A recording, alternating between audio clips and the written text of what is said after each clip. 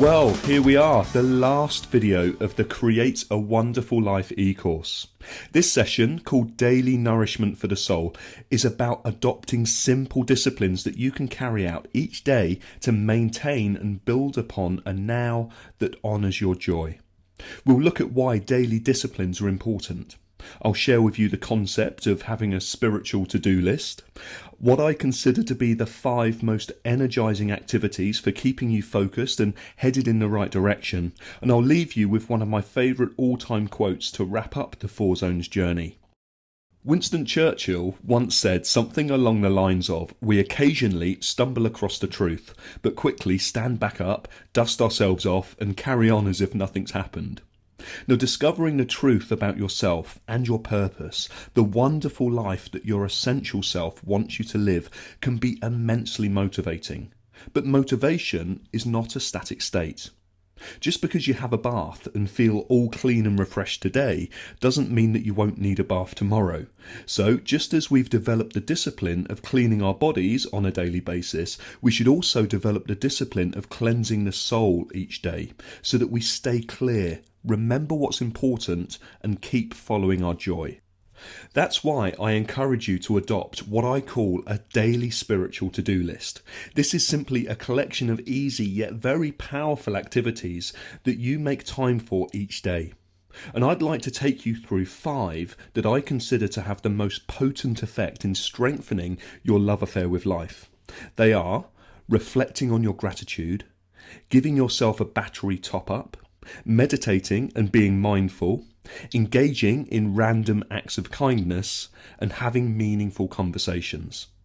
So let's start with gratitude. When all's said and done, the ultimate aim of your life is to love the life that you're living now. No doubt there are aspects of it that you may wish to improve upon, but the perfect starting point for cultivating even more joy is from a space of being genuinely thankful for the life that you already have. When you allow yourself to bring your attention to the aspects of your life that you're already truly grateful for, it's impossible to feel poor. And I'm willing to bet that there are far more aspects of your life that you're already grateful for than you currently realise, because much of the detail of life often gets lost in the background of our awareness and we take it for granted. What in your life are you glad for but that you don't often think about? In your home, in your relationships, your possessions, your physical body, the world around you. Whatever you happen to think of, spend a moment just contemplating what it would be like for it not to be there. And then step into the feeling of being truly grateful that it is. I recommend spending at least 5 to 10 minutes each day quietly reflecting on what you're currently grateful for in your life, and to ensure that each day you include new and different things that you hadn't previously thought of. Keep a journal if it helps, and notice how over time your love for what you already have provides the energy to experience life in even more wonderful ways. The next discipline I call the battery top-up. This is about taking some time out in your day, even if only for a short while, to engage in any kind of activity that naturally energises you. We each have a selection of favourite things to do that leave us feeling better than when we started.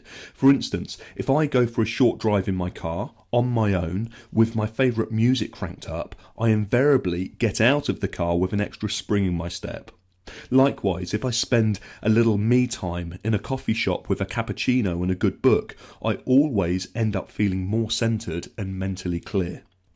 So what are the little quick-to-do activities that you find boost your battery? Perhaps it's a stroll in the park, getting back to nature, or singing, or dancing, writing, calling a friend. Whatever they are for you, I'd really like for you to see the importance of factoring them into your day. They don't have to take long, but they should never be rushed. They're a time for you to luxuriate in the enjoyment of them. Consider it a bit of spiritual self-care. You may be time poor, but you can still be moment rich. My next recommendation is to make meditation part of your normal, everyday routine. Ideally, first thing in the morning or last thing at night, but always ensuring that it's a separate event to sleeping so that you can properly benefit from it. As we saw in the previous video on mindfulness, regular meditation brings many benefits for your physical and emotional well-being, but perhaps even more important, it helps to keep you in a space of clarity about how to live your best life. With practice, meditation can be like having your wisdom on speed dial. Of course, please do continue to use any of the meditations that I've created to accompany this course, but you may also want to try just sitting quietly, focusing on your breath, and letting yourself hang out in the feeling of your wishes fulfilled. We've seen throughout the course that authentic happiness is expressed through being of service to the world in a way that's aligned to your sense of purpose. But another way to have some fun flexing your service muscle is through random acts of kindness. Your soul is a vessel for service. Remember the principle that what you give away, you get to keep. So as you give away positive value to the world, your soul is nourished from the loving connection you've made. I encourage you to challenge yourself each day to look for where you're able to make a positive difference, if only in a small way, and to instigate at least one random act of kindness.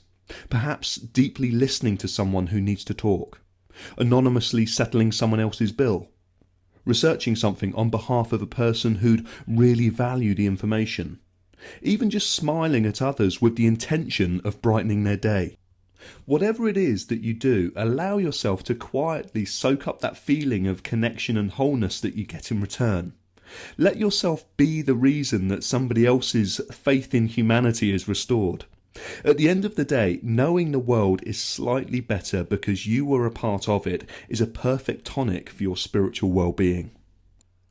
Last, but by no means least, is to make sure that you have good quality conversations. You know, it's amazing how quickly and easily you can achieve your heart's desires when you communicate to others about what it is that you want. Other people are so fundamentally important to your success. Nobody ever achieves anything of any great significance completely on their own. There's no such thing as a truly self-made person. We all need and rely on each other, and as such, our lives unfold one conversation at a time. Let people know what your purpose is. Tell them the kind of difference that you want to make in the world. Conversation is the catalyst for opportunity, so the more you talk about your wonderful life, the more you speak it into existence. Now, I'd like to leave you with one of my all-time favourite quotes, and it's from W.H. Murray. Until one is committed, there is hesitancy, the chance to draw back, always ineffectiveness. Concerning all acts of initiative and creation, there's one elementary truth, the ignorance of which kills countless ideas and splendid plans. That the moment one definitely commits oneself, then providence moves too. All sorts of things begin to happen to help one that would never otherwise have occurred. A whole stream of events issues from that decision, raising in one's favour all manner of unforeseen incidents, meetings and material assistance which no man could have dreamt would have come his way. I have learned a deep respect for one of Goethe's couplets. Whatever you can do, or dream you can, begin it. Boldness has genius, power and magic in it. Your final exercise of the course is to download and listen to the Being Here Now meditation I've created to help you embed everything that you've learned in Zone 4. And of course, please do remind yourself of the listening guidelines laid out below this video. Well, that's it. This is the end of the Create a Wonderful Life e-course and our tour of the 4 zones of transformation. But it's by no means the end of the journey. If you'd like to learn even more about manifesting your very best life, or have a specific part of your journey that you'd like some assistance with, then please do contact me and ask about personal one-to-one coaching. It would be my honour to be of service to you. But for now, as always, you have my very best wishes. Please take great care of yourself. Goodbye for now.